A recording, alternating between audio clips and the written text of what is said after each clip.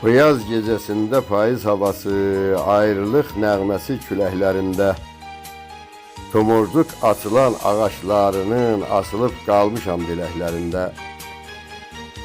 Sallanıb könlümə ağlağan söyüd, yağan yağışların damcılarından, sıxır ürəyimi həsrətin gözü, süzülür canıma acılarımdan.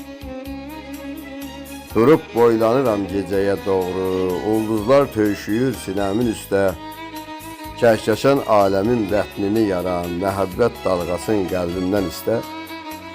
Sən də boylanırsan yəqin hardasa, mənim gözlərimdən baxan göylərə, mənim həsrətimin uzun saçları yayılıb gecədən qovuşar şərə.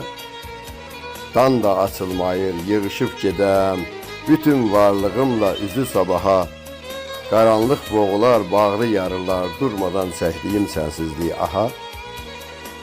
Dünyanı çiçəkli gülüstan ilə, bu yaz gecəsinin xətrinə Allah, mirsədi danışar cazibən ilə, yaz məni sevginin sətrinə Allah.